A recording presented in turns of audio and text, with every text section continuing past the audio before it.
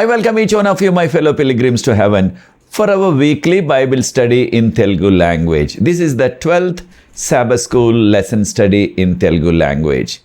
Now I will switch over to Telugu language. ప్రియ సోదరి సోదరులారా, మిమ్మల్ని అందరినీ కూడా మన వారపు బైబిల్ పఠనానికి ఆహ్వానిస్తున్నాను. ఇది 12వ సబ్బాతుబడి పాఠం. మనకి ఇవ్వబడిన పాఠ్యాంశం ఇంగ్లీష్లో షేర్ హిమ్ అన్నారు. షేర్ హిమ్ దానిని మన యొక్క భాషలో నేను క్రీస్తు కొరకు సాక్ష్యం ఇచ్చుట అని తర్జుమా చేస్తున్నాను. ప్రార్థన చేసుకుని ఈ 12వ పాఠంలో కొనసాగుదాం. పరిశుద్ధ ప్రేమ గల మా తండ్రి, మీకు స్తుతులు స్తోత్రాలు వందనాలు చెల్లిస్తున్నాం. మమ్మల్ని, మా కుటుంబాల్ని, మా సంఘాలని మీరు ప్రేమించి ఈ 12వ పాఠాన్ని మీ వాక్యం నుంచి ధ్యానించి దాని ద్వారా మీతో మేము సత్సంబంధాన్ని బలపరచుకోవటానికి మాకు అనుగ్రహిస్తున్న కృపను బట్టి వందనాలు చెల్లిస్తున్నాం. ఈ కార్యక్రమాన్ని, ఈ వీడియోని ఎవరైతే చూస్తున్నారో వారందరినీ కూడా మీరు ఆశీర్వదించండి. ఇతరులకి నాయన ఈ యొక్క వీడియోని ఎవరైతే పరిచయం చేస్తున్నారో, ఇతరులతో షేర్ చేస్తున్నారో వారందరినీ కూడా ప్రత్యేకంగా దీవించండి. మాకు సహకరిస్తున్న యవన బిడ్డలను ఆశీర్వదించండి. ఈ పాఠం ద్వారా మీరే మహిమ ఘనత పొందవలసిందని, దీని ద్వారా మీకు యోగ్యమైన కుమారులుగా కుమార్తెలుగా మేము జీవించే కృప దయచేయమని యేసు ప్రభువు వారి పరిశుద్ధమైన నామమును బట్టి ప్రార్థిస్తున్నాను తండ్రి, ఆమేన్. ప్రియ సోదరి సోదరులారా, మనకి మొట్టమొదటిగా యవనస్తుడు జీవను వచ్చేసారు మళ్ళీ కాలేజీలో జాయిన్ అవ్వటానికి.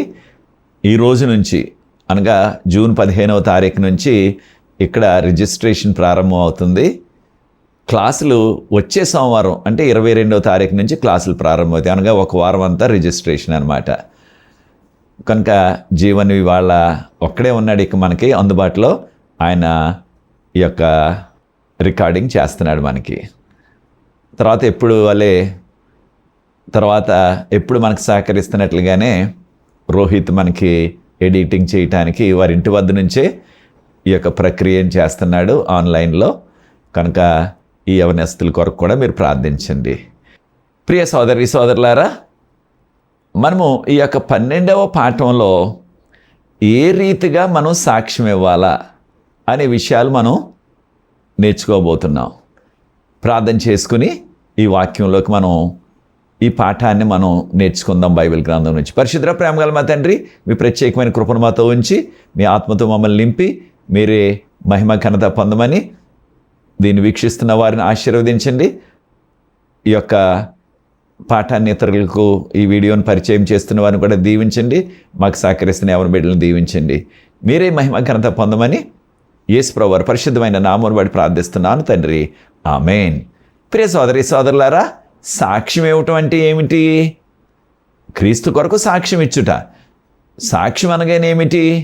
అనగా సాక్ష్యం అంటే మన జీవితాల్లో ఏదైతే మనము అనుభవించామో, మన జీవితాల్లో క్రీస్తు ద్వారా, యేసు ప్రభు ద్వారా మనం ఏమైతే దీవెనలు పొందామో, అవి ఆధ్యాత్మిక దీవెనలు, శారీరక దీవెనలు కూడా, ఏదైనా సరే మనము పొందిన దీవెనలు అనగా మనం వ్యక్తిగతంగా అవి అనుభవించినవి, మనం వాటిని రుచి చూచినవి, వాటిని మనం పొందినవి, వాటిని ఇతరులతో చెప్పటం సాక్ష్యం. దాంతోపాటు మరొక విషయం ఏంటంటే, మనం సాక్ష్యం ఇవ్వటం అంటే మనము చూచిన విషయాలు అనగా ఇతరుల జీవితాల్లో లేదా మన కుటుంబస్తుల జీవితాల్లో, మన స్నేహితుల జీవితాల్లో ప్రభువు ఏమేమి కార్యాలు, అద్భుత కార్యాలు చేశారో ఆ విషయాలు మనం గమనించాం, వాటిని చూచాం. వాటిని గురించి కూడా మనం ఇతరులకి చెప్పాలా. అది కూడా సాక్ష్యంలో ఒక భాగం. దాంతోపాటు ఏమైతే మనం బైబిల్ గ్రంథంలో చదువుతున్నామో అనేకమైన విషయాలు, దేవుడు ఏ రీతిగా ఆ యొక్క ప్రజలకు రకరకాల తరాల్లో ఏ రీతిగా వారికి సహకరించారు, ఏ రీతిగా వారిని దీవించారు, ఏ రీతిగా వారిని ఆదుకున్నారు, ఆ విషయాలు మనం బైబిల్ గ్రంథంలో చదువుతున్నాం. ఆ విషయాలు కూడా మనము ఇతరులతో పంచుకోవాలా, అంటే ఇతరులకి చెప్పాలా. కనుక 3 రకాలు. ఒకటి మనము అనుభవించినవి, మనము రుచి చూచినవి, మనం పొందినవి. రెండోది మనము కళ్ళారా చూచినవి లేక చెవులారా విన్నవి. మూడవదిగా మనము దేవుని వాక్యంలో బైబిల్ గ్రంథంలో చదివిన విషయాలు కూడా ఇతరులకి చెప్పాలా. దీనిని మనం సాక్ష్యం అంటున్నాం. అయితే మనకు వెంటనే వచ్చే ప్రశ్న ఏమిటంటే, సాక్ష్యం అనగానేమి? సాక్ష్యం అంటే ఏమిటి? ఎందుకు చెప్పాలి మనం సాక్ష్యం? దేనికి చెప్పాలి సాక్ష్యం అనే ప్రశ్న వస్తుంది మనకి. అయితే యేసు ప్రభువు వారు మనకిచ్చిన ఒక ఆజ్ఞలాగా దీన్నే మనము, నా మట్టుకు నేనేమంటానంటే 11వ ఆజ్ఞ అంటున్నాను. 11వ ఆజ్ఞ అంటే, మీరు లోకమంతటికే వెళ్ళండి, ఈ యొక్క సువార్తను ప్రకటించండి. సువార్త అంటే యేసు ప్రభుని గురించిన ఈ యొక్క వర్తమానం ఇతరులకు అందించండి. అందించి వారిని శిష్యులుగా చేయండి అని యేసు ప్రభు వారు మనకి ఒక ఆదేశం, ఒక ఆజ్ఞ ఇచ్చారు. అది లెక్కల ప్రకారంగా 11 అని లెక్క పెట్టకపోయినప్పటికీ మనం ఖచ్చితంగా అది 11వ ఆజ్ఞని మనం చెప్పుకోవాలా. కారణం ఖచ్చితంగా చేయమన్నారు. అది ఆయన, మీరు దయచేసి చేస్తారా, మీరు ఇది చెయ్యండి, మీరు చేయగలరా, మీకు సాధ్యం అవుతుందా అని ఆయన బ్రతిమాల లేదు సుమా. ఆదేశం ఇది.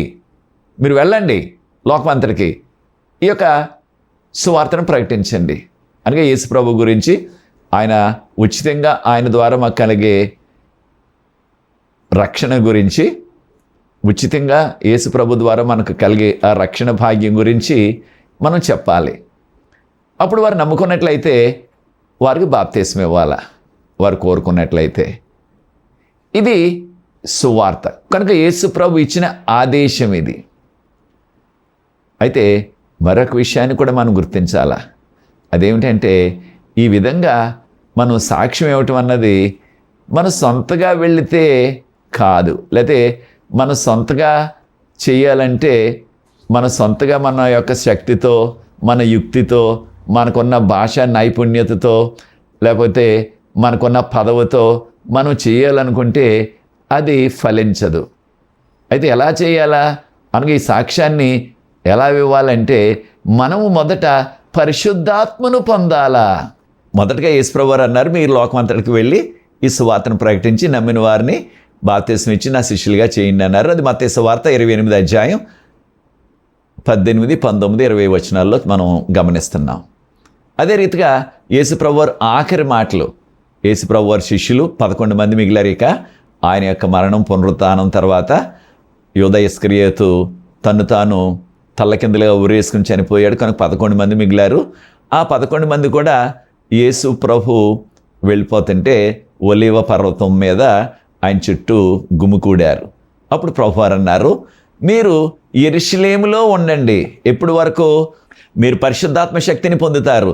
అప్పుడు పరిశుద్ధాత్మ శక్తిని పొందిన తర్వాత అప్పుడు యెరూషలేములో, యూదయలో, తర్వాత సమరయలో, అప్పుడు భూదిగంతముల వరకు, అంటే భూమి అంచుల వరకు వెళ్ళండి ఆ యొక్క సాక్ష్యం ఇవ్వటానికి. కనుక సాక్ష్యం ఇవ్వటానికి అది ఫలవంతం అవ్వాలంటే, ఆ సాక్ష్యం దేవుని కొరకు ఫలించాలంటే, ఆ సాక్ష్యం బలంగా ఇతరుల్లోకి వెళ్ళాలంటే మనకి కావాల్సింది పరిశుద్ధాత్మ శక్తి. అయితే కొన్ని సందర్భాల్లో మనం అనుకుంటున్నాం, నేను సాక్ష్యం ఇచ్చాను, ఆ సాక్ష్యం ద్వారా ఎవరు కూడా దీవించబడలేదేమో అనే అనుమానం మనకు వస్తుంది. అయితే మనల్ని మనం పరీక్షించుకోవాల్సింది ఏంటంటే, పరిశుద్ధాత్మ శక్తిని మనము పొందామా లేదా అన్నది. పరిశుద్ధాత్మ శక్తి అనగా చాలామందికి ఉన్న అపోహ సుమా. అది అపోహ ఏమిటంటే, రకరకాల భాషల్లో మాట్లాడేయాల, అదే పరిశుద్ధాత్మ శక్తి అనుకుంటున్నారు చాలామంది. అది సరికాదు, అది సరికాదు. పరిశుద్ధాత్మ శక్తిని పొందటం అంటే రకరకాల భాషల్లో మాట్లాడటం కాదు. అయితే దేవుని కొరకు బలంగా వాడబడటం, ఇది మనం చేయవలసిన ఆ పని అన్నమాట. కనుకనే ఈ విషయాన్ని, మీరు పరిశుద్ధాత్మ శక్తిని పొందండి, అప్పుడు యెరూషలేములో, యూదయలో, సమరయలో, భూదిగంతముల వరకు, అంటే భూమి అంచుల వరకు వెళ్ళిపోండి అని యేసుప్రభువు వారు అపోస్తల కార్యాలు 1వ అధ్యాయం 8వ వచనంలో ఆయన ఆఖరి మాటలు అన్నమాట. పరలోకానికి వెళ్ళిపోకముందు శిష్యులతో చెప్పిన ఆఖరి మాటలు. కనుక దీన్ని కూడా మనం గుర్తుంచుకోవాలి. మనం సాక్ష్యం ఇస్తున్నప్పుడు, మనం ఎక్కడికైనా సాక్ష్యం ఇవ్వాలని వెళ్తుంటే మొదటగా మనం పరిశుద్ధాత్మ శక్తితో నింపబడాలా. దాని కొరకు మనం ప్రార్థించాలా. పరిశుద్ధాత్మని ఎలా పొందగలం అంటే, మన పాపాలు పశ్చాత్తాపడి యేసు ప్రభు నామం పేరట మనం బాప్తీసం పొందినట్లయితే ముంచడం బాప్తీసం, అప్పుడు పరిశుద్ధాత్మ అనే వరం మీరు పొందుతారని అపోస్తల కార్యాలు 2వ అధ్యాయం 38వ వచనంలో మనకు చెప్పబడినది. ఎప్పుడైతే మనం సాక్ష్యం ఇస్తామో పరిశుద్ధాత్మ శక్తితో, ఆ యొక్క సాక్ష్యం చాలా బలంగా ఉంటుంది. ఉదాహరణకు పేతురు గారు తక్కిన శిష్యులు కూడా వారు యెరూషలేము దేవాలయం దగ్గర యేసు ప్రభు గురించి ప్రకటిస్తుంటే వారిని పట్టుకున్నారు. ఆ బట్టలు పట్టుకుని వారిని యోధా మత పెద్దలు, యోధా మత నాయకుల దగ్గరికి తీసుకొచ్చారు. వారు వీరిని ప్రశ్నించి, వీరు చదువుకున్నవారు కాదు, వీరికి ఏ విధంగా చదువు లేదు, వీరు పామరులు, విద్య లేని జాలర్లు, అంతే, చేపలు పట్టుకునేవారు. వీరు ఇంత బలంగా ఎలా చెప్పగలుగుతున్నారు, ఇంత ప్రభావవంతంగా ఎలా చెప్పగలుగుతున్నారు, వీరు చెప్పే మాటలకి అంతమంది ప్రజలు ఎలా ప్రభావితమై ఆ యేసు ప్రభు వైపు వారు తిరుగుతున్నారు అని వారిలో వారు తర్జనా భర్జన చేసుకున్నారు. ఈ విషయాలు మనం అపోస్తల కార్యాలు 4వ అధ్యాయం 13వ వచనం నుంచి మనం చదువుతున్నాం. అప్పుడు వారు తెలుసుకున్నది ఏంటంటే, వీరు అనగా ఈ సాక్ష్యం ఇస్తున్న ఈ యొక్క చదువులేని యొక్క జాలర్లు యేసు ప్రభువుతో ఉన్నారు కనుకనే యేసు ప్రభు యొక్క ప్రభావంతో, యేసు ప్రభు యొక్క శక్తితో వీరింత బలంగా, ఇంత చక్కగా వారు సాక్ష్యాన్ని చెబుతూ, వాక్యాన్ని చెబుతూ అనేక మందిని వీరు క్రైస్తవులుగా చేస్తున్నారు. కానీ అప్పటికే వారికి తెలిసింది, యోధా మత నాయకులకు, ఆ పెంతెకోస్తు దినాన అపోస్తల కార్యాలు 2వ అధ్యాయంలో 3000 మంది ఏకంగా బాప్తిసం పొందారు. ఆ విషయాలు కూడా వారికి ఎవరొకరు చేరవేసే ఉంటారు. కనుక అద్భుతమైన ఫలితాలు, అంటే మనం ఎప్పుడు కూడా ఊహించినంత గంభీరంగా వారి యొక్క మాటలు, వారి యొక్క ప్రసంగాలు ఉన్నవన్నమాట. కనుక సాక్ష్యం ఇవ్వటం ఇది చాలా ప్రాముఖ్యం. అప్పుడు వారు కాసేపు వారిని కొట్టి భయపెట్టి, మీరు ఇంకెప్పుడు కూడా ఎక్కడ కూడా చెప్పొద్దు ఈ మాటలు అనగానే పేతురు గారు ఏమన్నారో చూడండి. అపోస్తల కార్యాలు 4వ అధ్యాయం 20వ వచనంలో, మేము చూచిన విషయాలు, మేము విన్న విషయాలు చెప్పకుండా ఎలా ఉండగలం? చెప్పకుండా ఎలా ఉండగలం అంటే ఇక వారు ఉండలేకపోతున్నారు. వారు యేసు ప్రభుతో ఉన్నారు కనుక యేసు ప్రభు చేసిన అద్భుతాలు, యేసు ప్రభు ఏ రీతిగా చనిపోయారు, యేసు ప్రభు ఏ రీతిగా లేచారు, యేసు ప్రభు ఏ రీతిగా పరలోకం వెళ్ళిపోయారు, ఆ విషయాలు కళ్ళారా చూచారు.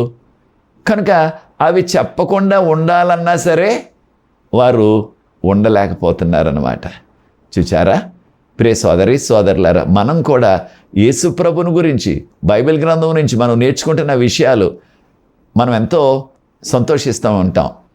ఈ సత్యం నాకు తెలిసింది, ఈ యొక్క వార్త నాకు తెలిసింది, ఈ బైబిల్ గ్రంథంలోని వాక్యం నాకు ఇన్ని సత్యాలు తెలిసాయి, ఇన్ని వివరాలు తెలిసాయి, ఈ మర్మాలు నాకు తెలిసాయి అనుకుంటారు కొన్నిసార్లు.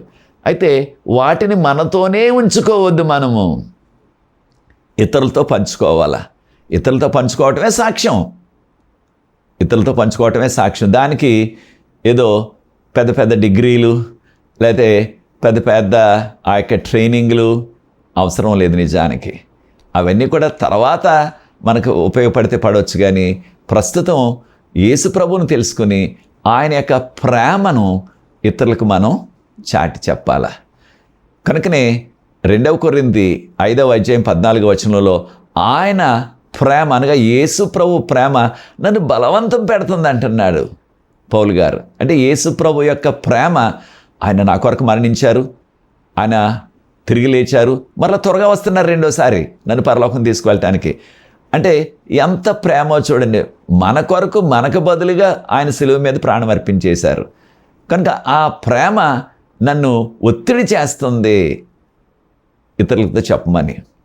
కనుక మనం ఇస్తున్న సాక్ష్యం, మనం చెప్తున్న సాక్ష్యం ఏదో ఒక బలవంతంగా లేకపోతే ఒక ఒత్తిడి వలన, లేకపోయినట్లయితే ఏదో మనము ఇతరుల్ని మన అధికారం, మన పలుకుబడి ఉపయోగించి వారిని ఈ యొక్క క్రీస్తు వద్దకు తీసుకురావటం కాదు సుమా.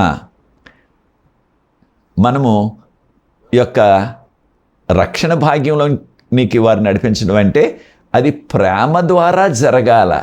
అంతేగాని మన యొక్క ఒత్తిడి, పలుకుబడి, మన యొక్క డబ్బు, మనకున్న హోదా వాటిని వినియోగించి ప్రజలను భయపెట్టి, ప్రజలను బెంబేలెత్తించి నువ్వు ఇది చేయకపోయినట్లయితే నీకు ఈ విధమైన శిక్ష వేస్తాం. కొన్ని ప్రాంతాల్లో కొన్ని మతాలు ఈ రీతిగా చేస్తున్నారు. వారిని భయపెట్టి ఒత్తిడి తెచ్చి బలవంతంగా ఆ యొక్క మతంలోనికి వారిని నడిపిస్తున్నారు. అయితే దేవుని బిడ్డలుగా, క్రైస్తవులుగా మనము అది చేయకూడదు. దేవుని యొక్క ప్రేమను మనం చాటించాలా. వారు దానికి స్పందించినట్లయితే ఖచ్చితంగా వారు దేవుని నమ్ముకుంటారు. అప్పుడు వారు కోరుకుంటే వారికి మనం బాప్తీసం ఇవ్వాలా. బాప్తీసానికి కూడా మనం ఎవరిని కూడా ఒత్తిడి, బలవంతం చేయవలసిన పని లేదు, చేయకూడదు మనం అలాగా.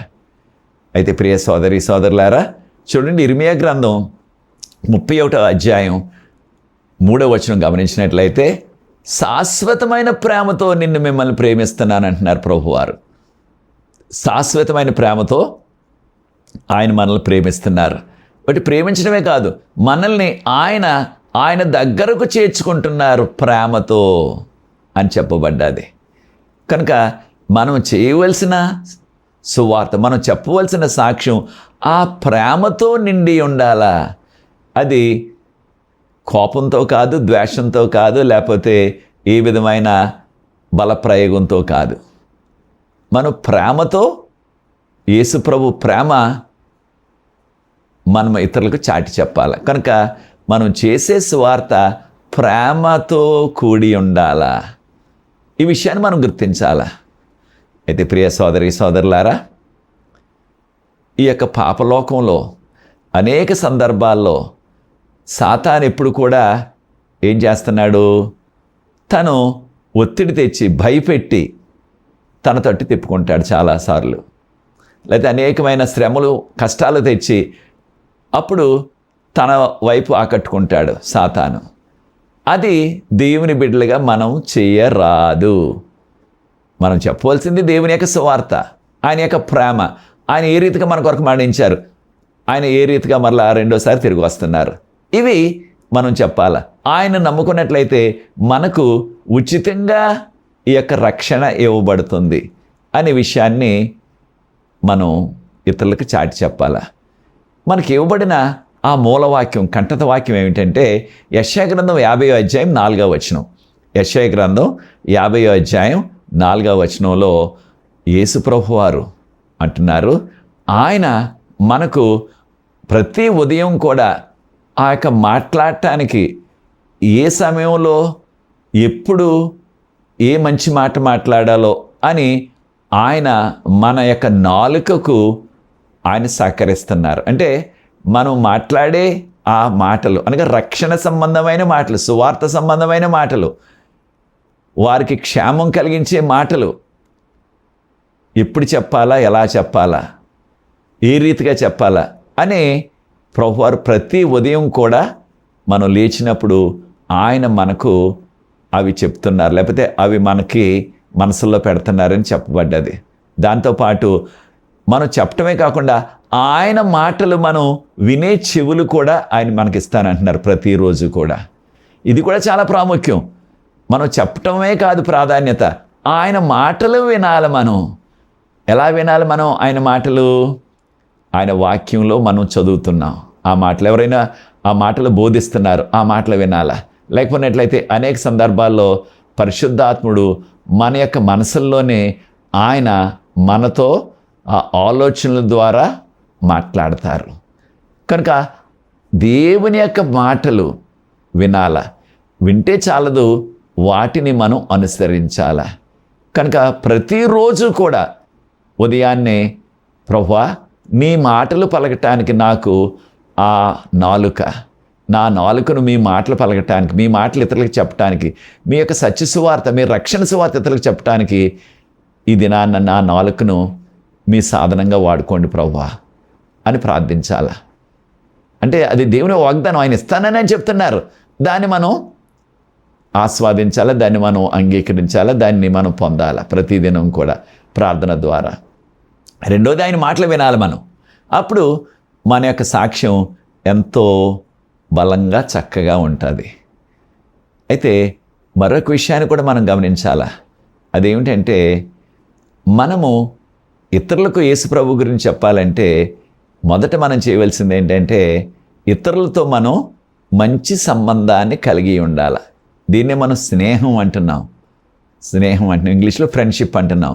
ఆ యొక్క స్నేహభావం మనలో ఉండాలి. అంటే మన పొరుగు వారితో, ఒట్టి మన ఇంటి పక్క వారితో మాత్రమే కాదు సుమా, మనం పనిచేసే చోట, లేదా మనం విద్యార్థులైతే చదువుకునే చోట, లేకపోయినట్లయితే ఎక్కడికైనా మనం ఆ యొక్క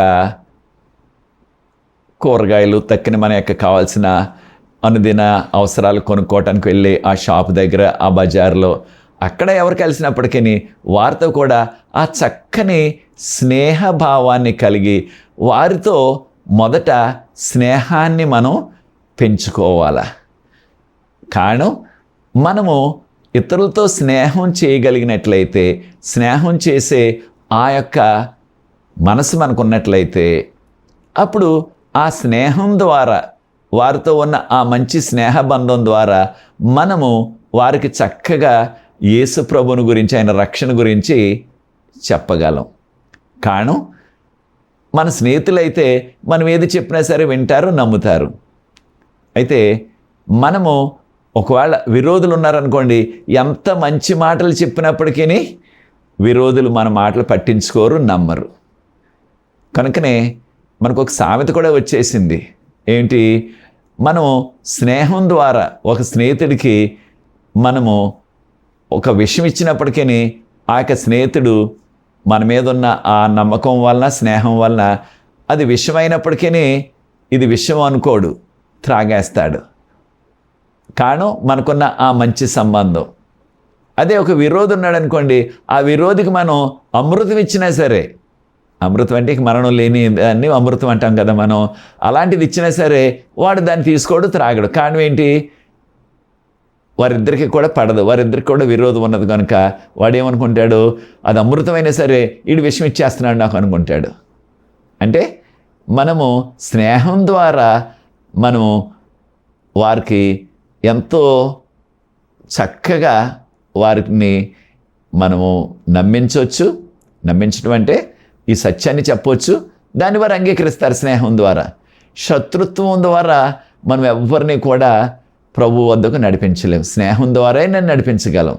కనుక ప్రతి వారు కూడా విశ్వాసులుగా ఇతరులతో మనం స్నేహభావం కలిగి ఉండాలా, ఇతరులతో మనం స్నేహం చేయాలా, ఈ విషయాన్ని మనం గుర్తించాలా.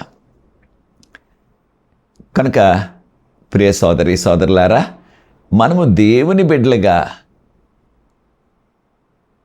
అటువంటి స్నేహపూరితంగా మన జీవితాల్లో ఆ స్నేహాన్ని అలవర్చుకున్నట్లయితే దాని ద్వారా మనము యేసు ప్రభు కొరకు బలంగా సాక్ష్యం ఇచ్చే ఆ అవకాశం మనకు కలుగుతుంది. మరొక విషయాన్ని కూడా మనం గమనించాలా. అదేమిటంటే యేసు ప్రభు మన జీవితాల్లో చేసిన ఆ ప్రతి అద్భుతాన్ని కూడా మనము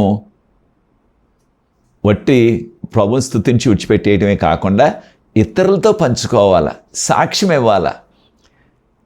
కొన్ని సంఘాల్లో ప్రతి వారం కూడా వారికి అవకాశం ఇస్తారు. అక్కడ ఎవరైనా సరే మీకు మీ జీవితాలకు, మీ కుటుంబాల్లో ప్రభు ఏదైనా మేలు చేసినట్లయితే, అద్భుతం చేసినట్లయితే వచ్చి సాక్ష్యం ఇవ్వండి అంటారు.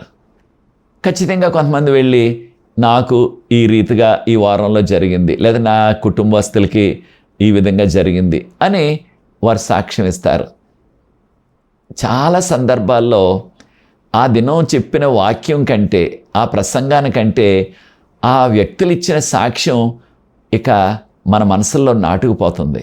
మనం మర్చిపోలేకుండా, అంటే అంత చక్కగా ఆ యొక్క సాక్ష్యం చిన్నదైనప్పటికీ అది ఎంతో ప్రభావితం చేస్తుంది మనల్ని.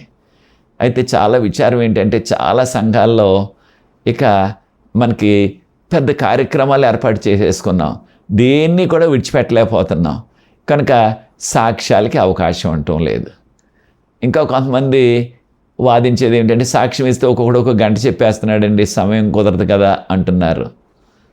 దాన్ని కాదనలేను నేను, అక్కడక్కడ అలాంటి సంఘటనలు ఉండొచ్చు. ప్రతి వారం అవకాశం ఇచ్చామనుకోండి, గంట సేపు చెప్పే అవకాశం వారికి ఉండదు. ఆ వారంలో జరిగిన ఒక విషయాన్ని క్లుప్తంగా 2-3 నిమిషాల్లో చెప్పేస్తారు.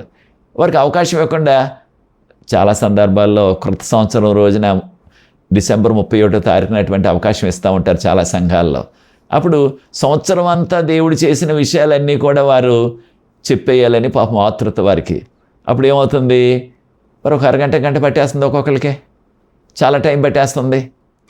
అలాగే ప్రతి వారం ఇచ్చామనుకోండి అవకాశం, వారు ఒక గంట సేపు ఒక అరగంట సేపు చెప్పడానికి అవకాశం ఉండదు. కారణం ఏంటి, ఆ జరిగిన విషయం క్లుప్తంగా చెప్పేయగలరు. కనుక ప్రతి సంఘంలో కూడా ప్రతి వారం కూడా ఎవరైనా సరే సాక్ష్యం చెప్పటానికి ముందుకు వచ్చినట్లయితే, సాక్ష్యం చెప్పటానికి అవకాశం ఇచ్చి ఎవరైనా మీరు సాక్ష్యం చెప్పదలుచుకుంటే, ఈ వారంలో జరిగిన సంఘటన ఎప్పుడు 10 సంవత్సరాల కింద జరిగింది కాదు, లేదా 10 నెలల కింద జరిగింది కాదు, పోయిన నెలలో జరిగింది కాదు, ఈ వారంలో జరిగిన సంఘటన మీరు చెప్పండి అని మనం అవకాశం ఇవ్వాలి. అలా చేసినట్లయితే అనేక మందికి ఆ యొక్క చిన్న సాక్ష్యమే దేవుడు ఏ రీతిగా ఆ వ్యక్తిని ఆ యాక్సిడెంట్ నుంచి తప్పించాడు ఆ వారంలో, లేకపోతే ఏ రీతిగా ప్రభు మేలు చేశారు, ఏ రీతిగా వారికి ఎంతో క్లిష్ట పరిస్థితిలో ప్రభు సహకరించారు అనే విషయం మనం అర్థం చేసుకోగలం. కనుక సాక్ష్యానికి మనం అవకాశం ఇవ్వాలి మన సంఘాల్లో.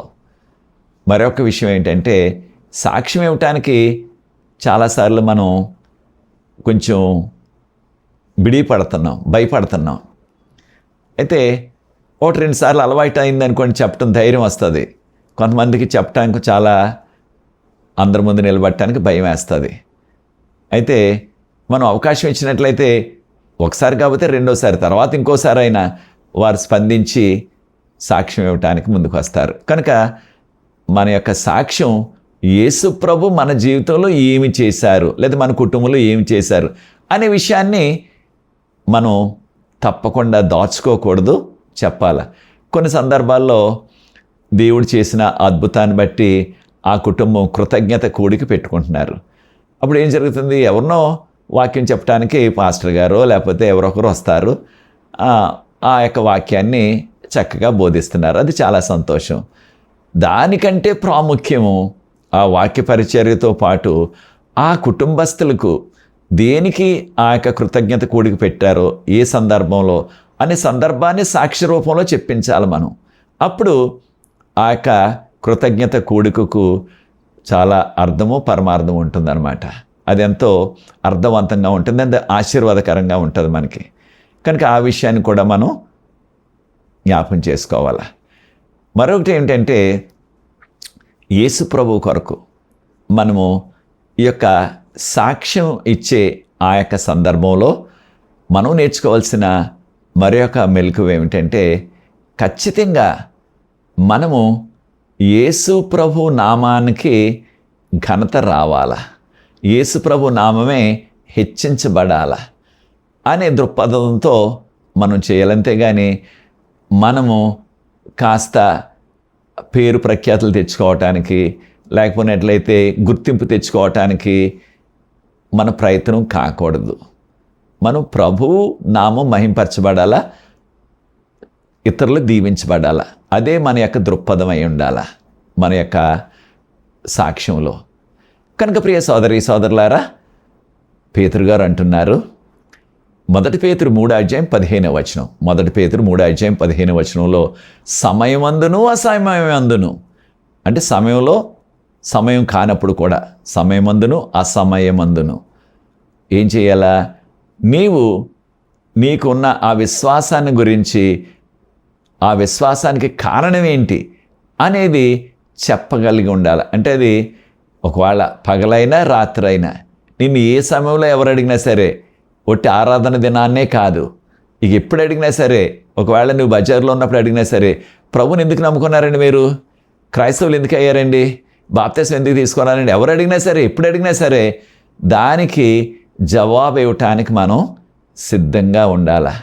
అంతేగాని మీరు అడిగిన ప్రశ్న బాగుందండి, వచ్చే వారం చెప్తాను దీనికి జవాబు అని మనం దాటవేయవద్దు. లేకపోతే దీనికి ఎక్కువ సమయం పడుతుంది కనుక మీరు పలానా సెలవు రోజున రండి అనకూడదు. క్లుప్తంగా చెప్దాం, తర్వాత అయ్యా ఇంకా చాలా విషయాలు ఉన్నాయి, మరి ఎప్పుడైనా సెలవు వచ్చినప్పుడు లేదా పలానా రోజున సెలవు వస్తుంది కదా, ఆ రోజున మీ దగ్గరికి వస్తాను, మీకు పూర్తిగా నా సాక్ష్యాన్ని తెలియజేస్తాను అనగా మనం ప్రతి సందర్భంలో ప్రతి సమయంలో కూడా దేవుని కొరకు సాక్ష్యం ఇవ్వటానికి మనం దేని కొరకు నమ్ముకున్నాం, దేని కొరకు మనం క్రైస్తవులం అయ్యాం, దేని కొరకు బైబిల్ గ్రంథం చదువుతున్నాం, దేని కొరకు ఆరాధనకు వెళ్తున్నాం. కొన్ని సందర్భాల్లో మన తోటి పనివారు అడుగుతూ ఉంటారు, మీరు ప్రతీ నెల కూడా మీ జీవితంలో కొంత ఆ చర్చికి ఇచ్చేస్తున్నారు అంటే దాన్ని ఏమంటారో వారికి తెలియదు, మనం ఏమో దశమ భాగం అంటున్నాం, దాన్ని ఇచ్చేస్తున్నారు కదా, దానివల్ల మీకు ఏ లబ్ధి కలుగుతుంది, ఏ లాభం కలుగుతుంది మీకు అనేవారు కూడా ఉంటున్నారు. మీకు ఎన్నో అవసరాలు ఉన్నాయి కదా, అవసరాలన్నింటిని విడిచిపెట్టేసి అంత డబ్బు ఎందుకు ఇచ్చేయాలి మీరు సంఘానికి? కొన్ని సందర్భాల్లో ఈ రోజుల్లో కొంతమంది యువకులు 1,00,000కి పైగా సంపాదించేవారు.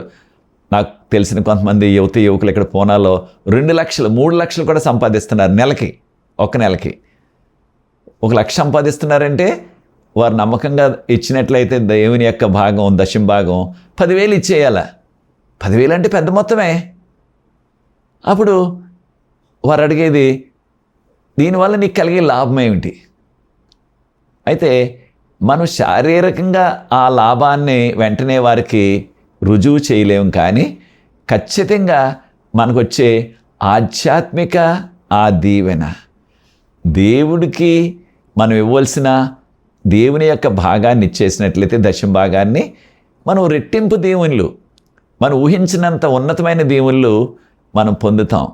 ఆ విషయాన్ని మనం గుర్తించాల. కనుక దేవునికి ఇవ్వటంలో కూడా మనం వెనుకాడరాదు. మరొక విషయం ఏంటంటే మన యొక్క జీవితాలు ప్రభువు కొరకు ఒక సజీవ సాక్ష్యం మనం ఇవ్వాలి. కనుకనే మనకి 2 కొరింథీ 3వ అధ్యాయం చూసినట్లయితే దానిలో మనకి చెప్పబడింది ఏమిటంటే మనము అనగా మన జీవితాలు ఒక వ్రాయబడిన ఒక సువార్త లాంటివి. అనగా మనము ఒక వీధిలో నిలబడి లేకపోతే ఒక చర్చిలో నిలబడి మనం పెద్ద ప్రసంగం చేయని అవసరం లేదు. మన అనుదిన జీవితమే ఒక గొప్ప సాక్ష్యం ప్రభువు కొరకు. మన ప్రవర్తన, మన మాటలు, మనం వినే పాటలు, మన యొక్క కుటుంబ జీవితం అవన్నీ కూడా ఒక ఏమంటామంటే ఒక విట్నెస్, ఓపెన్ విట్నెస్ అనమాట. ఒక బహిరంగ సాక్ష్యం మన యొక్క జీవితాలు, మన కుటుంబాలు కూడా. కనుక ప్రియ సోదరి సోదరులారా, మనము ప్రభువు కొరకు ఈ రీతిగా మనం చెప్తూ ఉండాలి. అయితే ప్రభువారు ఏమన్నారు, ఒకవేళ మనము యేసు ప్రభు గురించి సాక్ష్యం ఇవ్వకుండా ఉన్నట్లయితే, లేకపోతే యేసు ప్రభు మేళ్ళు పొంది ఆయన దీవెనలు పొందుచు మనం ఇతరులకి ఏమీ చెప్పకుండా ఆ విధంగా నిశ్శబ్దంగా ఉన్నట్లయితే ఏమన్నారు ప్రభువారు? రాళ్ళు లేచి ఆయన కొరకు సాక్ష్యం ఇస్తాయన్నారు, రాళ్ళు లేచి ఆయన కొరకు కేకలేస్తాయన్నారు. లోకసువార్త 19వ అధ్యాయం 40వ వచనం నుంచి. తప్పకుండా ప్రియ సోదరి సోదరులారా, మనకి ఇవ్వబడ్డది యొక్క ఆధిక్యత ఇది. యేసు ప్రభుని తెలుసుకున్నాం. ఆ తెలుసుకున్న ఆ సత్యాన్ని మనం యేసు ప్రభులో అనుభవిస్తున్న ఆ ఆధ్యాత్మిక ఆనందాన్ని, యేసు ప్రభు ద్వారా మనం పొందుచున్న ప్రతి దీవెన, ప్రతి అద్భుతాన్ని మనము ఇతరులకు చాటి చెప్పాలా. దాని ద్వారా ఎంతోమంది ప్రభు వద్దకు ఆకర్షించబడతారు. కనుకనే ప్రభువారు మనకిచ్చిన ఆ ఆజ్ఞ, లోకమంతటికి వెళ్ళండి, సువార్తను ప్రకటించండి. ఆయన అన్నారు, మీకు సర్వశక్తిని మీకు ఇస్తున్నాను, ఐఎమ్ గివింగ్ ఆల్ అథారిటీ అన్నారు. మత్తయి సువార్త 28వ అధ్యాయం 18-19 వచనాల్లో. అంటే ప్రభువారు మనకి ఈ యొక్క అధికారాన్ని ఇచ్చారు. ఏ అధికారాన్ని? లోకమంతటికి వెళ్ళటానికి, ఆయన సువార్త ప్రకటించడానికి. అలా చేస్తున్నప్పుడు ప్రభు ఏమన్నారు, నేను బూదిగంతముల వరకు మీతో ఉంటాను. ఇదిగో బూదిగంతములు అంటే ఈ యొక్క భూమి అంతమైపోయే వరకు, అంటే రెండవ రాకడ వరకు కూడా నేను మీతో ఉంటాను. ఇప్పుడు మనము ఆయనే కొరకు పని చేస్తున్నప్పుడు, సాక్ష్యం ఇస్తున్నప్పుడు. ఎవరు ఇవ్వాలి సాక్ష్యాన్ని? ప్రతి విశ్వాసి కూడా. ఒకటి పాస్టర్ గారే కాదు, ఆ సంఘ పెద్ద గారే కాదు, లేదా సంఘ ట్రెజరర్ గారు మాత్రమే కాదు, ప్రతి విశ్వాసి కూడా మనం సాక్ష్యం ఇవ్వాలి. కొన్ని సందర్భాల్లో మనం కంప్లైంట్ చేస్తూ ఉంటాం, ఫిర్యాదు చేస్తూ ఉంటాం, లేకపోతే గొనుక్కుంటూ ఉంటాం. తక్కిన వారికి అవకాశం ఇస్తున్నారు చర్చిలో, నాకు ఇవ్వటం లేదు. పాస్టర్ గారు పలానా కుటుంబాలకు మాత్రమే ఇస్తున్నారు ప్రాధాన్యత, నా కుటుంబానికి ఇవ్వటం లేదు. పాస్టర్ గారు పలానా వ్యక్తికే అనేక సార్లు అవకాశం ఇచ్చారు, నాకు ఇవ్వటం లేదు అని చాలాసార్లు మనలో మనం ఎంతో బాధపడుతూ ఉంటాం, ఇతరులతో చెప్పుకుంటాం. కొన్నిసార్లు నాకు అవకాశం ఇవ్వట్లేదు వేరు, ఆ కొన్ని కుటుంబాలని ఆయన గుర్తిస్తున్నారు, వారికి అవకాశం ఆయన ఇస్తున్నారు, నాకు ఇవ్వటం లేదు, నా కుటుంబానికి ఇవ్వటం లేదు, నేను వెళ్ళటం మానేస్తాను చర్చికి అనుకునేవారు కూడా అక్కడక్కడ ఉంటున్నారు. ప్రియ సోదరి సోదరుడా, నీవు కూడా అలాగ అనుకుంటున్నావా?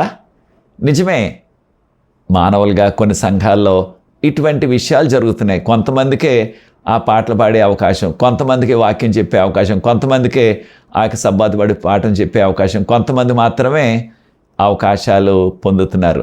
వారే పొందుతూ ఉంటారు అస్తమాల కూడా, అంటే రిపీటెడ్గా వారికి అవకాశాలు వస్తాయి. కొంతమందిని సంఘంలోనే ఉంటున్నారు, వారు కూడా దశంభాగాలు కానుకలు ఇస్తున్నారు, వారు కూడా వాక్యం ప్రకటించగలిగే సత్తా శక్తి ఉన్నది, అయినప్పటికీ వారిని పట్టించుకోవట్లేదు కొన్ని సంఘాల్లో. మీ సంఘంలో కూడా అలా జరుగుతున్నదా? నిజమే, చాలా సంఘాల్లో, కొన్ని సంఘాల్లో అటువంటి పరిస్థితి ఉన్నది. అయినప్పటికీ మనము దానికి బాధపడి, దానికి మనం ఏదో మనస్మర్థన పెట్టుకుని, ఇటువంటి వివక్షత నా పట్ల, నా కుటుంబ పట్ల చూపిస్తున్నారని నువ్వెంతో కృంగిపోతూ సంఘానికి వెళ్ళటం మానేయొద్దు. దేవుడు అనేకమైన అవకాశాలు ఇచ్చారు ఇప్పుడు. అదేంటి, ఈ రోజుల్లో ఈ యూట్యూబ్, ఈ ఫేస్బుక్, ఈ ట్విట్టరు, వాట్సాప్, రకరకాలుగా యొక్క సామాజిక మాధ్యమాలు అంటున్నాం మనం ఈ రోజుల్లో, సోషల్ మీడియా. దానిలో నువ్వు చెప్పదలుచుకున్న ఆ వాక్యం, లేకపోతే నువ్వు చెప్పదలుచుకున్న ఆ సాక్ష్యం సంఘంలో నీకు అవకాశం ఇవ్వట్లేదు కాబట్టి నువ్వు ఈ విధంగా ఆ యొక్క వాట్సాప్లోనో, ఫేస్బుక్లోనో, యూట్యూబ్లోనో పెట్టుకున్నట్లయితే దాన్ని ఎవరు ఆపగలరు? ఎవరు అడ్డుకోగలరు? దాన్ని ఎంతోమంది చూస్తారు దాన్ని. కనుక అవకాశాలు ఒకవేళ మానవులు ఆ యొక్క సంఘంలో, ఆ సమాజంలో మనకి ఇవ్వకపోయినప్పటికీ దేవుని మహిమ కొరకు మనము అనేక రీతుల్లో చెప్పటానికి అవకాశం ఉంది. కనుక దానికి ఈ అవకాశాలను మనం సద్వినియోగం చేసుకుందాం. ఈ అవకాశాలను మనం ప్రభువు కొరకు వాడదాం. ఏదో మనం పేరు తెచ్చుకోవాలా, మనమేమో గుర్తింపు తెచ్చుకోవాలా, ఆ ఉద్దేశంతో కాదు. ప్రభు నా పట్ల చేసిన కార్యాలు, నా కుటుంబం పట్ల చేసిన కార్యాలు ఇతరులకు తెలియచేయాలా అనే యొక్క ఆ మనస్సుతో మనం చేయగలిగినట్లయితే అది ఎంతో దేవునికి మహిమకరం. కనుక ప్రియ సోదరి సోదరులారా, మనము దేవునితో ఈ సత్సంబంధంలో మనం దినదినం బలపడుతూ ప్రభువుకి మనకు దగ్గరగా రావాలంటే ఖచ్చితంగా ప్రతి విశ్వాసి కూడా ఈ యొక్క పనిని చేయాలి. ఏ పని? యేసు ప్రభు కొరకు, క్రీస్తు కొరకు సాక్ష్యం ఇవ్వాలి, క్రీస్తు కొరకు సాక్ష్యం చెప్పుకోవాలి. చాలా సందర్భాల్లో అనేక మంది విశ్వాసులు అంటారు, అయ్యా నేను విశ్వాసగానే ఉన్నాను, క్రమంగా చర్చికి వెళ్తున్నాను, నాకు చెప్పుకోదగ్గ సాక్ష్యం లేదండి, పలానా వ్యక్తులకు మంచి సాక్ష్యం ఉందండి, నాకు అలాంటి సాక్ష్యం లేదండి అంటారు. కొన్నిసార్లు వారు మనసులోనే అనుకుంటున్నారు, పలానా వారికి మంచి సాక్ష్యం ఉంది, బలమైన సాక్ష్యం ఉంది, నాకు అలాంటి సాక్ష్యం లేదు అన్నట్టుగా మనం అనుకుంటాం. అది సరికాదు. ఒకసారి మనం ఆలోచించినట్లయితే మన జీవితాల్లో కూడా, మన కుటుంబాల్లో కూడా ప్రభు అనేకమైన అద్భుత కార్యాలు, ఊహించనంత ఉన్నతమైన కార్యాలు మన పట్ల, మన కుటుంబాల పట్ల ప్రభు చేస్తూనే ఉన్నారు. కానీ మనం ఏం చేస్తాం? వాటి మీద ఎక్కువగా మనం దృష్టి పెట్టడం లేదు, వాటిని పెద్ద పట్టించుకోవటం లేదు. అది ఏదో సామాన్యంగా జరిగిపోయింది అన్నట్టుగా, ఏదో కామన్గా వచ్చేసింది అదంతా అన్నట్టుగా అనుకుంటున్నాం.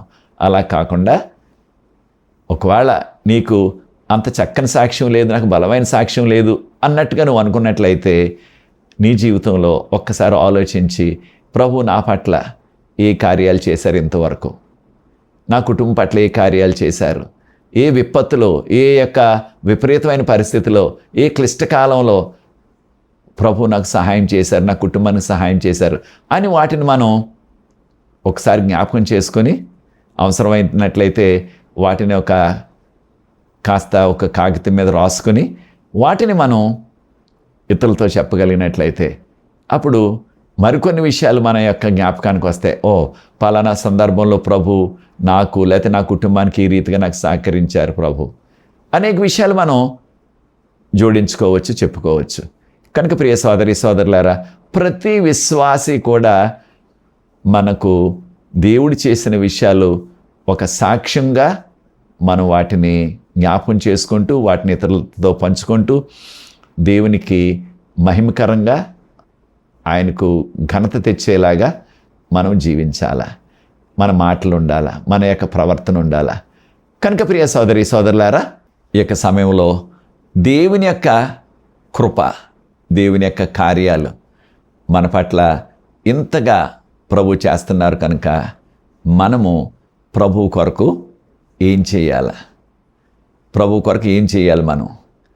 అయితే ప్రభు కోరుకునేది, ప్రభు మన పట్ల చేస్తున్న కార్యాలు మనం ఇతరులకు చెప్పినట్లయితే అప్పుడు ఏం జరుగుతుంది?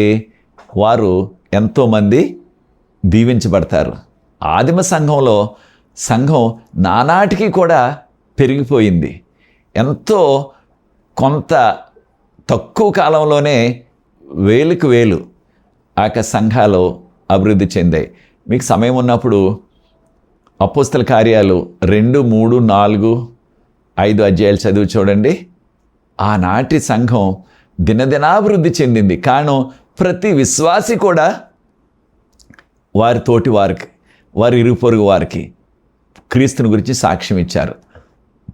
ఆ సాక్ష్యాలు విన్నవారు వారు కూడా ప్రభావితమై వారు కూడా విశ్వాసులయ్యారు.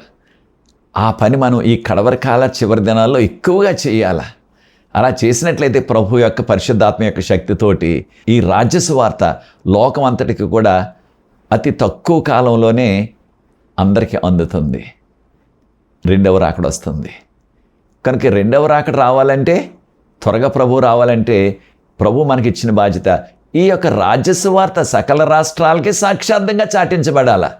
మత్తయి సువార్త 24వ అధ్యాయం 14వ వచనం. సకల రాష్ట్రాలకి సాక్షార్థంగా చాటించబడాలా. అప్పుడు రెండవ రాకడ వస్తుంది. ఈ సకల రాష్ట్రాల కంటే సకల ప్రాంతాలకి అందరికీ కూడా ఈ రాజ్య సువార్త అందాలంటే ఒట్టి పాస్టర్ గారు, ఒట్టి సంఘ పెద్దలు చేస్తే చాలదు. ప్రతి విశ్వాసి కూడా మనం ఈ సాక్ష్యాన్ని చెప్పి వారిని కూడా మనం ఆహ్వానించగలిగినట్లయితే మన యొక్క సంఘాలు, ఆదిమ సంఘంలో 2వ అధ్యాయంలో అపొస్తలుల కార్యాలు అక్కడ 3,000 మంది బాప్తిసం పొందారు. తర్వాత చూడండి 4-5 అధ్యాయాల్లో 5,000 మంది ఏకంగా 5,000 మంది వచ్చేసారు ఏకంగా. అలాగే మన సంఘాల్లో చాలా కాలం నుంచి కొద్దిమందే ఉంటున్నాం మనం. కారణం మనం ఇతరులకు సాక్ష్యం ఇవ్వటం లేదు. అలా సాక్ష్యం ఇచ్చినట్లయితే అనేక మంది ఆకర్షించబడతారు. చాలా సంఘాలు ఈ రోజుల్లో మనకున్న గణాంకాలు ఏమిటంటే, లెక్కలు ఏమిటంటే, ఎక్కువగా పెద్ద పెద్ద సంఘాలు చాలా చోట్ల ఉన్నవి. దానికి మూల కారణం ఆ సంఘంలో ఉన్న ప్రతి వ్యక్తి కూడా ఎంతో యాక్టివ్గా, ఎంతో వారు చురుకుగా వారు ప్రభువు కొరకు సాక్ష్యం ఇస్తున్నారు. కనుకనే ఆ సంఘాలు దినదినాభివృద్ధి చెందుతూ ఆ యొక్క సంఖ్య కూడా ఎంతో గణనీయంగా పెరిగిపోతుంది. అయితే ఎంతమంది ఉన్నారు సంఘంలో అనే మాట కంటే, అనే ఆ యొక్క చర్చ కంటే, అనుకునే ఆ యొక్క విషయం కంటే మనం చేయవలసింది ఏంటంటే ఈ సువార్త అందరికీ అందాలా. ఈ సువార్త అందరికీ అందాలి. అయితే ప్రభు చెప్పినది అందరూ కూడా లోకంలో బాప్తిసం పొందాలి, అప్పుడు రెండో రాకడ వస్తుందని అనలేదు ఆయన. ఈ సువార్త అందితే సరిపోతుంది. ఈ సువార్త అందాలంటే ప్రతి విశ్వాసి, మనం ఏ ఊరిలో ఉన్నా ఏ ప్రాంతంలో ఉన్నా సాక్ష్యం ఏమిటో చేసినట్లయితే, సాక్ష్యం ఏమిటో నేర్చుకున్నట్లయితే ఆ సాక్ష్యం ద్వారా అనేక మందికి ఈ సువార్త అందుతుంది. అప్పుడు ప్రభు రెండోసారి వచ్చినప్పుడు అంటారు, నా కుమారుడా, నా కుమార్తె, నా కొరకు నువ్వెంతో శ్రమపడి నా కొరకు సాక్ష్యం ఇచ్చావు. మనం ఒక పెద్ద ప్రసంగికుడు అవసరం లేదు, లేకపోయినట్లయితే పెద్ద పలుకుబడి గల వాక్య పరిచారకుడు అవసరం లేదు. ఆ యొక్క బలమైన సాక్షిగా చాలా సందర్భాల్లో ఆ శిష్యులు ఏ రీతిగా పామర్లు అయినప్పటికీ, చదువు లేకపోయినప్పటికీ వారు లోకమంతటిని కూడా తల్లకిందులు చేసేశారు యేసు ప్రభు గురించి సాక్ష్యం ఇచ్చి. అదే రీతిగా మనం కూడా ఎక్కువ చదువు లేకపోయినప్పటికీ, లేకపోతే మనకున్న ఆర్థిక పరిస్థితులు కొంచెం అంటే అవి ఎంతో తక్కువైనప్పటికీ, మన ఆర్థిక పరిస్థితులు కాదు ప్రభు చూసేది, మన యొక్క చదువు కాదు ప్రభు చూసేది, లేదా మన పలుకుబడి కాదు ప్రభు చూసేది, మన యొక్క హృదయం. మనం ఏ రీతిగా ప్రభు కొరకు సమర్పించుకొని ఈ పనిని నేను చేయాలా. ఒక గురువు ఉండాలి మనకి. ఈరోజు నేను సాయంత్రం అవ్వకముందే కనీసం ఒక్కరికైనా సరే యేసు ప్రభు గురించి నేను ఒక చిన్న సాక్ష్యాన్ని అయినా పంచుకోవాలా అనే గురువు ఉన్నట్లయితే దాని ద్వారా అనేక మందికి మనము ఈ యొక్క సత్యాన్ని అందించేవారుగా, ఈ రక్షణ భాగ్యాన్ని వారికి అందించేవారుగా ఉంటాం. అప్పుడు ప్రభు మనల్ని ఎంతో ఆశీర్వదిస్తారు.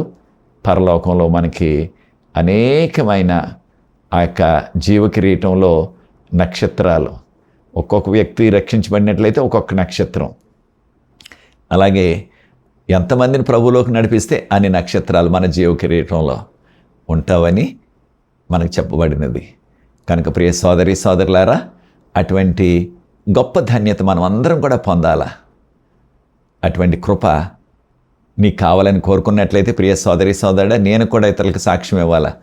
నా వంతు ప్రయత్నాన్ని నేను చేయాలా, నా పనిని నేను చేయాలా. మనం ఏ పని చేసినా, ఏ ఉద్యోగం ఉన్నా, ఏ వ్యాపారం ఉన్నా, ఏ వ్యవసాయం ఉన్నా, లేదా మన జీవనోపాధి కొరకు మనం ఏం చేస్తున్నప్పటికీ దానితో పాటు ప్రభువు కొరకు సాక్ష్యం ఇచ్చేలాగా మనము కంకణం కట్టుకొని, అనగా మనం నిర్ణయం చేసుకొని ఆ పనిని చేయాలా. అప్పుడు ప్రభువు మనల్ని ఆశీర్వదిస్తారు. ఈ లోకంలో నాయకులు గుర్తించలేకపోవచ్చు మనం చేస్తున్న ఆ సాక్ష్యం పని, లేదా మనం ఇస్తున్న సాక్ష్యాన్ని నాయకులు గుర్తించకపోవచ్చు, లేదా మన పాస్టర్ గారు గుర్తించకపోవచ్చు, లేకపోతే మన యొక్క తోటి విశ్వాసాలు గుర్తించకపోవచ్చు. ప్రభువు గుర్తిస్తారు మనం ఏం చేస్తున్నామో. అది చాలు. ప్రభువు గుర్తిస్తే అది చాలు. ఈ లోకంలో ప్రజల గుర్తింపు అవసరం లేదు. ప్రజల గుర్తింపు ఇవాళ ఉంటుంది, రేపు పోతుంది. ప్రజలు ఇవాళ మంచివాడు అంటారు, ఇంకొక రోజున అదే నోటితో మళ్ళీ చెడ్డవాడు అంటారు. కనుక ప్రజలు మెప్పు కాదు మనకు కావాల్సింది, ప్రభువు మెప్పు కావాలా. దాని కొరకు ప్రాకులాడదాం. అది నీ నిర్ణయం అయినట్లయితే నాతో ఏకీభవించండి. ప్రార్థించి ఈ 12వ పాఠాన్ని ముగిస్తాను. ప్రార్థన. పరిశుద్ధ ప్రేమ గల మా తండ్రి, మీకు స్తుతులు స్తోత్రాలు వందనాలు చెల్లిస్తున్నాం. మమ్మల్ని, మా కుటుంబాలని, మా సంఘాలని మీరు ప్రేమించి మీ కొరకు ఏ రీతిగా సాక్ష్యం ఇవ్వాలా అనే విషయాలు మేము నేర్చుకునే కృపను నాకు అనుగ్రహించారు. వందనాలు చెల్లిస్తున్నాం. అని వాక్యాన్ని వీక్షిస్తున్న, ఈ వీడియోని వీక్షిస్తున్న ప్రతి వ్యక్తిని ఆశీర్వదించి దీని ఇతరులతో షేర్ చేస్తున్న వారిని కూడా దీవించవలసిందని మేమందరం కూడా భారంతో మీరు చేస్తున్న ఆ కార్యాలు మా జీవితాల్లో, మా కుటుంబాల్లో వాటిని ఇతరులతో పంచుకొని దాని ద్వారా మీ యొక్క నామం ఘనపరచబడే ఆ కృప దయచేయమని, మీ ఆశీర్వాదాలు మాకు అనుగ్రహించమని యేసు ప్రభువారి పరిశుద్ధమైన నామమును బట్టి ప్రార్థిస్తున్నాను తండ్రి. ఆమేన్. ప్రియ సోదరి సోదరులారా, ప్రభు చిత్తమైనట్లయితే వచ్చే పాఠం 13వ పాఠం ఈ యొక్క త్రిమాసానికి ఆఖరు పాఠం, అనగా జూన్ ఆఖరికి వచ్చేసాం. ఆఖరు పాఠంలో మరలా కలుసుకుందాం దేవుని యొక్క కృపలో. అంతవరకు ప్రభు కృప, శాంతి, సమాధానం మనందరికీ మెండుగా కలుగునుగాక. నా కొరకు పరిచర్య కొరకు ప్రార్థిస్తూ ఉండండి.